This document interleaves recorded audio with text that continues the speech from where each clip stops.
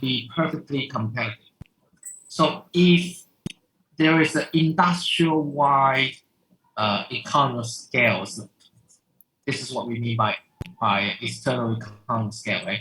You will typically see there's a large number of firms, different firms, located or gathered in that industry in certain area. All right. An internal economy scale results when large firms have the cost advantage over small firms, causing the industry to become imperfectly competitive. So, for example, Walmart, right, Costco, and those big name buster, like big name stores. So when you compare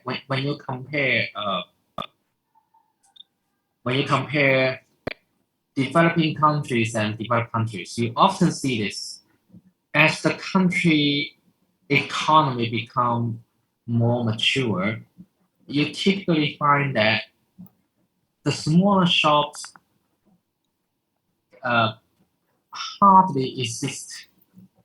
For example, in the US, you don't really see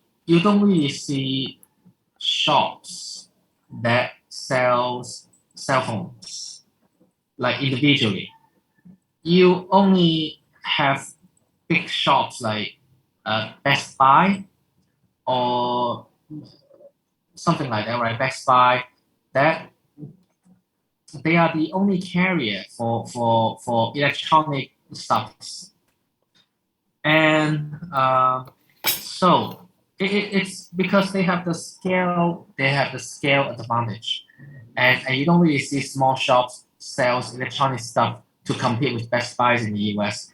US is more like big name stores, many of them like for different areas, and for groceries you have Walmart and Costco's and Sam's. But then you don't really have small, tiny little shops that sells vegetables. For example, in China, you see those small Papa Mama shops, right?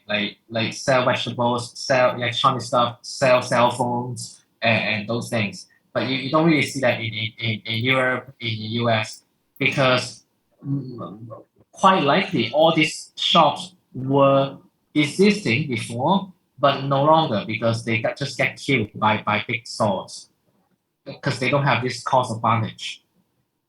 All right. And the theory of external economies. This chapter deals with the model of external economies, and then in the next chapter, chapter 8, we're going to look at internal economies. But we introduced two types of economy scale, right? External and internal. And we are looking at external economy scale particularly in this chapter. Many modern examples of industry that seem to be a powerful external economies. Like for example, US, we have Silicon Valley, right? You know Silicon Valley in California? The semiconductor industry is concentrated in Silicon Valley. Intel, AMD, Nvidia, there are lots like Apple, Google, Facebook. Oh, they no longer call Facebook, they call themselves Meta. Anyway, so you see all these high-tech firms concentrating in Silicon Valley, all right? Investment banking is in New York, and entertainment industries in Hollywood. So there's many producers and filmmakers concentrated in Hollywood, high-tech firms concentrated in Silicon Valley, banking concentrated in New York City, right? Things like that. Those are very good examples of external economy of scale. You may see something similar like this happening in China as well. For example, you have high-tech firms concentrated in Shenzhen, right? You have Tencent, you have Huawei, you have many, right? You can name many, right? So those firms are located in Shenzhen, and car manufacturings are around the Shanghai area and Hefei area. Furniture manufacturing are in, I don't know if you heard about it, Dongguan area in Guangdong province. So you have something like this kind of pattern also forming in China slowly as well. Okay, it's kind of like a trend, but you see the direction in the future where it will go, right? Probably Shenzhen is going to be the Silicon Valley of China, and Shanghai could be around this area, could be the area for automobile or banking, right? It can be more than one, right? It can be banking plus automobile for China in the future. Okay. So in developing countries such as China, external economies of scale are pervasive in manufacturing. One town in China produces most of the world's light fixtures, like those lights, furnitures, and another village nearly produced all the cigarette lighters for the world. And external economy scale plays a key role in India's emerging as a major exporter of information service. So because you know that the national official language is English in India, so they have this advantage for English service provider. So because their labor is cheap, right? Their labor is cheap. Their labor may be 120. It's only like 5% or 8% of what an average European worker or an American worker costs for American company. So what happened is that many of these US company, when they sell their product and then they at the same time they need to provide service, right? This customer service. So if you buy something and you find there's a problem or there's some function you don't know how to work, how to make it run, so you call the company and ask how. And when somebody pick up the phone on the other side, even though you call the US number, but on the other side, the company actually route this number to India. And somebody in India will answer your phone call and explain to you how this product works. So you might be thinking, oh, I'm calling US and calling the company to find out the service and detail of the product. But actually, somebody else is answering your phone in India. Think about that. An Indian worker on average costs maybe 5% of the US worker, right? So that's what most companies do. And then because there are so many English speakers in India, and for the English for English firms, then it's going to be very encouraging, right? They provide many incentives for them to set up firms in India. This customer service companies in India, right, to provide this kind of service over the phone. And as a result, India become one of the largest country that provide customer service to the English-speaking world. For a variety of reasons, concentrating productions of an industry in one or a few locations can reduce the industry's costs, even if the individual firm in the industry remains small. The reason is that, so if you want to have, so for example, Silicon Valley, right? If all these high-tech firms are located in Silicon Valley, even though if you are small, but you can easily get access to technician, tech help, and things like that, right? If you have a problem to solve, right? If you are a if you are a software engineering firm, a firm that provides some apps to other firms, and if you have a technical problem, right, run algorithm you cannot solve, maybe it's easier for you to find some other firms or somebody else in Silicon Valley to help you solve the problem, right? easier than anywhere else because they get the best people, they get the best resource there. Okay. I guess it's pretty straightforward to see the reason behind that. And suppose if you are in Shanghai, if you are a car manufacturer, right? If you are not even if you are not big like VW, even if you are not big like Toyota or somebody like that, even if you are small, but if you lack of one component, if you're running out of brakes, or if you're running out of radiators, some parts inside the car, and you will find it easier to go around to find the parts in Shanghai than you can find a part somewhere else, right? Because the industry is concentrated in this area, and it's easier for you to assess for different parts. So these are the reasons why it's cost effective when firm uh, locate to the area where the other firms are concentrating. A similar type of firms are concentrating. All right. External economies may exist for few reasons. For example, so here is the reasons that we try to justify what we have been discussing.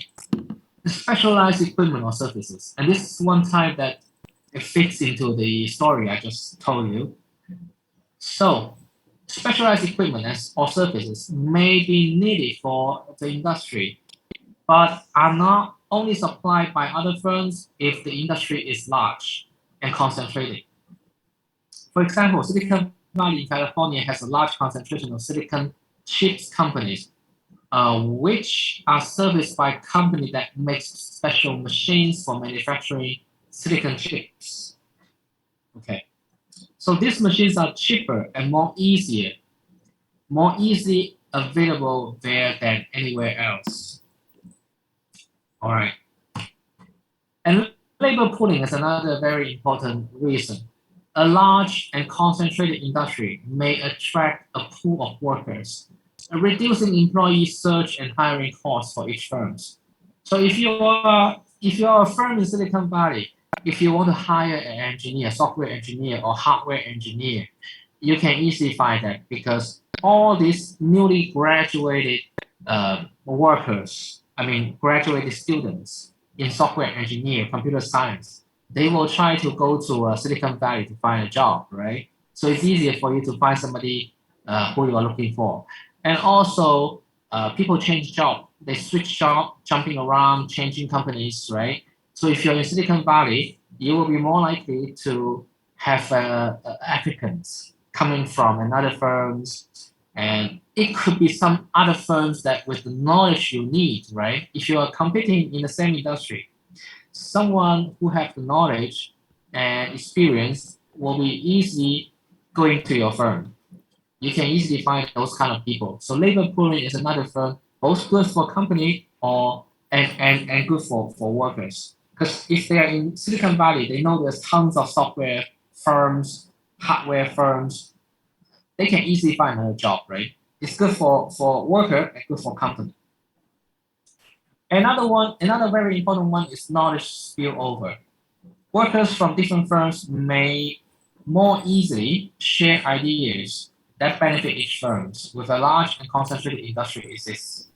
So what it means is that um, when firms gathering in an area, then a different firm may have their advantage, right? Their knowledge and their experience, and then this worker will be benefit by working on those firms. When they change job, then some idea could be shared, not exactly trade secret, right? Not exactly some secret technology, but also the way how things work, the logic, the attitude, and the culture, right? Work culture, work ethic, and so on. So those things will be benefit from a large concentrated firms in certain area. Okay. So represent external economies simply by assuming that the larger the industry, the lower the industrial cost. There is a forward falling supply curve. The larger the industry's output, the lower the price at which firms are willing to sell. And now this is the falling supply curve, forward falling supply curve. And let's take a look at this 1 second. So without international trade, the unusual slope of the supply curve doesn't matter much. So here, I don't want it to confuse you. This is an average cost curve. So average cost, AC. You can think about it as a supply curve because this is how much the company is willing to sell. Okay? Okay, so this point is this. So this curve represents the cost of the company when they supply the goods to the market. The more is supplied, the lower is the average cost per unit. This we have discussed before, right? Because the average cost coming from the total cost divided by the number of goods you produce. So the more goods you produce, there will be more goods to share the fixed cost. And this is the reason, one of the reasons why the average cost curve it's getting lower. It's downward sloping. Okay, so this is different than the supply curve you see in the past. There's supply and demand, where upward sloping supply and downward sloping demand. And this is different idea. This is not a supply curve, but we can look at it as a supply curve. All right, we can look at it as a supply curve. So don't let this supply curve confuse you. It's not exactly a supply curve. It's the average cost curve. But we can look at it as a supply curve. Why? The reason is that if the cost is lower, the more you are willing to supply to the market at a lower price. All right. It's basically, this is the best you can do. This is how much you can supply.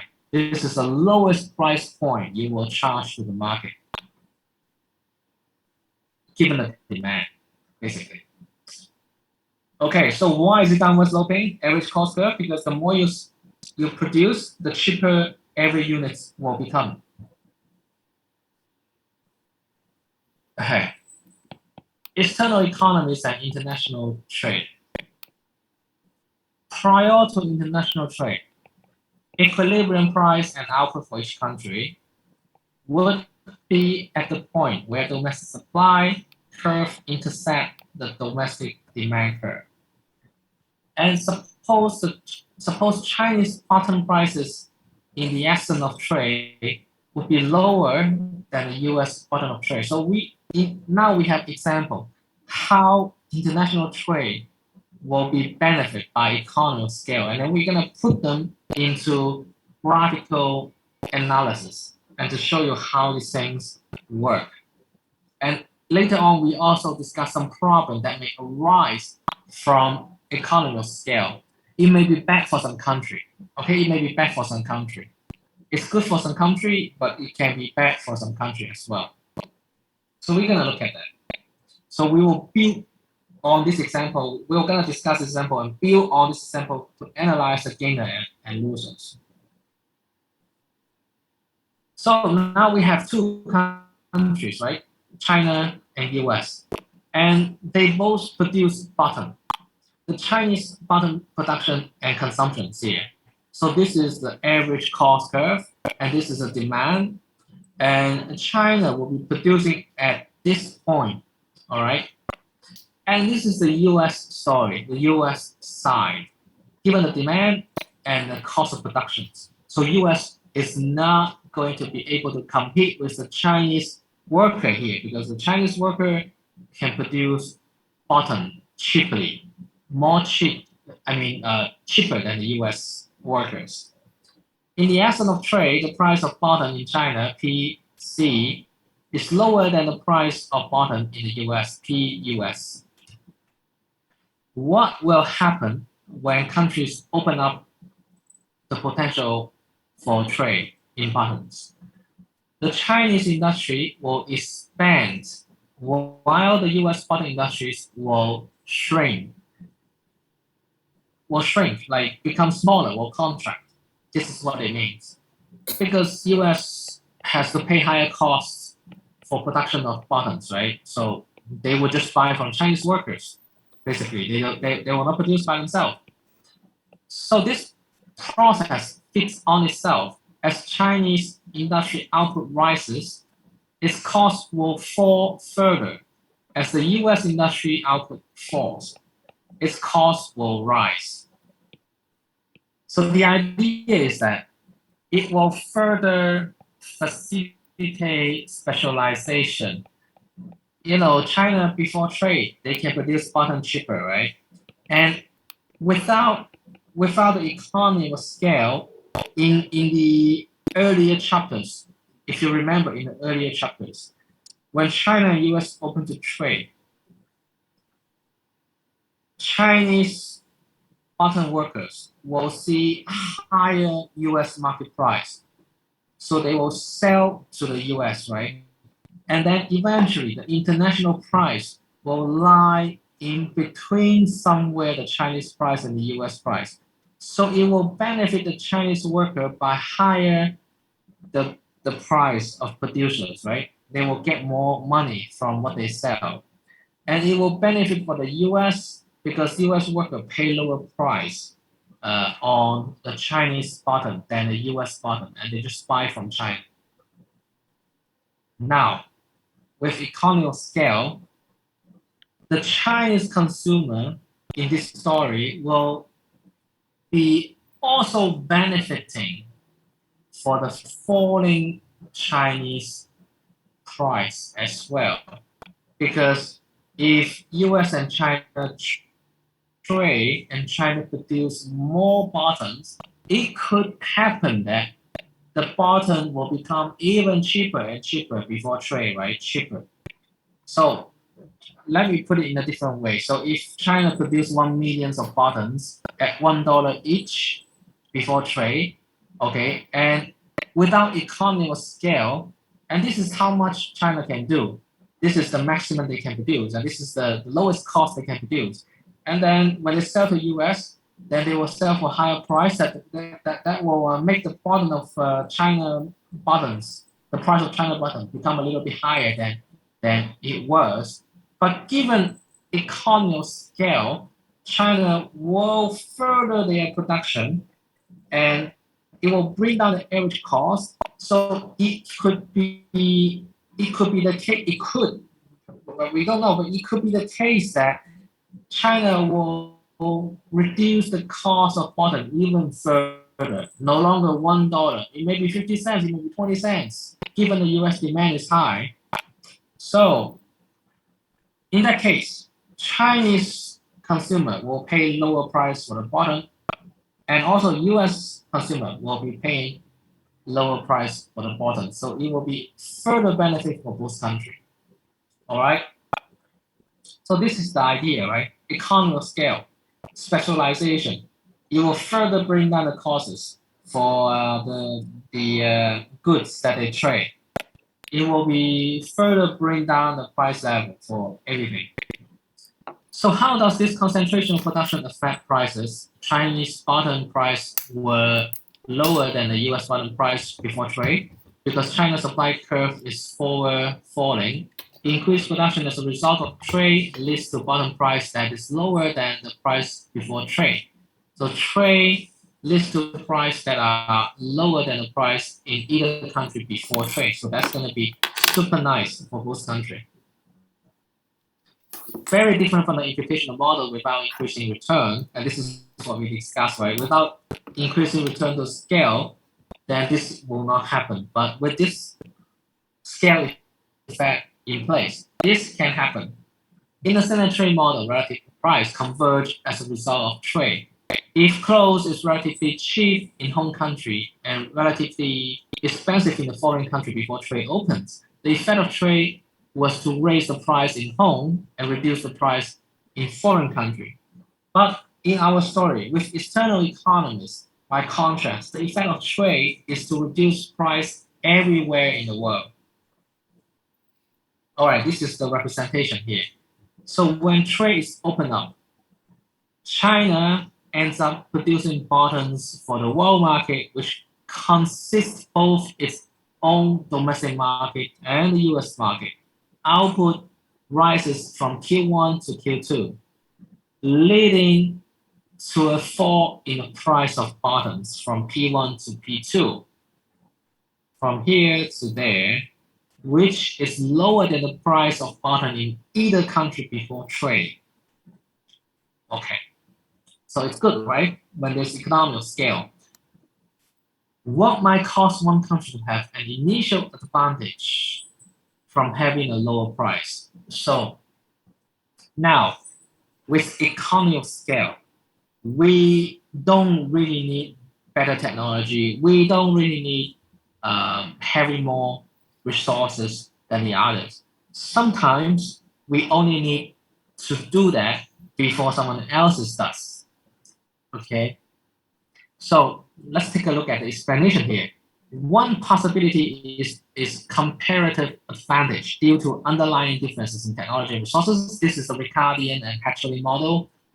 And if external economies exist, however, the pattern of trade could be due to historical accident. Historical accident is something like I just happen to do something earlier than other people do. All right. So here's the story. Yeah. So let's finish up the definitions first. So countries that start as a large producer in certain industry tend to remain large producers even if another country could potentially produce more cheaply. Here has some example, right? Like a turf blanket craft as a wedding gift by the 19th century teenager gave rise to the cluster of carpet manufacturers around Dalton, Georgia. For the case in Silicon Valley, may owe its existence. Why Silicon Valley has high-tech firms? No one knows. It could be the reason that it's starting from two Stanford graduate students named, HP company, right? But they're kind of gone now. But HP, it's really big in the past. They started a business in a garage there, and then once they started it, they they start like growing and attracting hardware software engineer to the location where they work, and the location happened to be Silicon Valley. And now once everyone is there, it just become the Silicon Valley that no one else can replace it, right? Nowhere else can replace it. And so that could cause some problem too, and now we are looking at the problem. So assume that the Vietnamese cost curve lies below the Chinese curve because Vietnamese wage are lower than the Chinese wage. Okay, so imagine this. If Vietnamese wage is cheaper than the Chinese wage, for some production on some goods, for certain things, Vietnamese may be actually better or cheaper to produce it than Chinese workers. And what it means is by this two curve here, right? One is the average cost curve of Vietnam. The other one is the average cost curve of China. And you see that for every price level, right? For every quantity, like for this quantity, Vietnam can actually produce it cheaper than China. But there's the problem, right? We're gonna see it. So here's what we say that any given level of production, Vietnam could manufacture buttons more cheaply than China. One might hope that this would always imply that Vietnam will in fact supply the world market with button, but it may not. Okay, it may not. This need not always be the case if China have enough of the head start. If China start earlier, and if China achieve or gained the economic scale, that may not give any chance to Vietnamese firm. Okay, no guarantee that the right country will produce a good that is subject to external economies. The reason is that because China started earlier at production of buttons, so at this demand, China is producing at this point, Q1, right, at point one. At this point, the price is P1. This is going to be a problem for Vietnam because if Vietnam want to start a business, their cost at this point is high because producing from 0 units to 1 units to 2 units to 3 units, the cost is high. Okay, it's like when you start doing something, before you can achieve the volume, the sales, the market, if you can have a small number of markets, somebody else is already doing it, right? Even though you are naturally good at that, but somebody else is already doing it and pretty good at doing it already. And even though you are smarter and better, but you may not be able to beat the other guy because they have been doing already and very cheap. If you start just started doing it, you may not survive because you cannot compete at that price. Okay, so this is what I said the problem could be, right? This is the problem.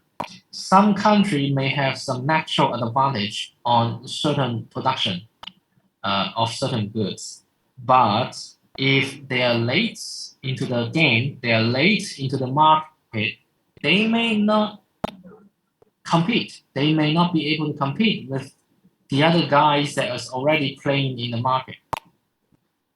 They just don't have a chance because they start too late. Trade based on external economies have an ambiguous, it's unclear, ambiguous, it means unclear effects on national welfare. There will be gains to the world economy by concentrating productions of industry with external economies. It's possible that a country is worse off with trade than it would have been without trade. So, going back to the Vietnam case, right?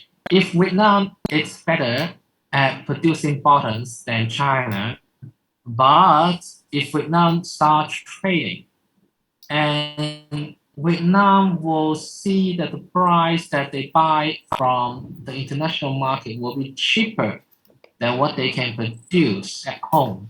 So basically, they will just buy from the rest of the world, from China. They will not start their business. And they just kill the potential genius at the production of buttons. They might just kill the potential genius because it doesn't have a chance.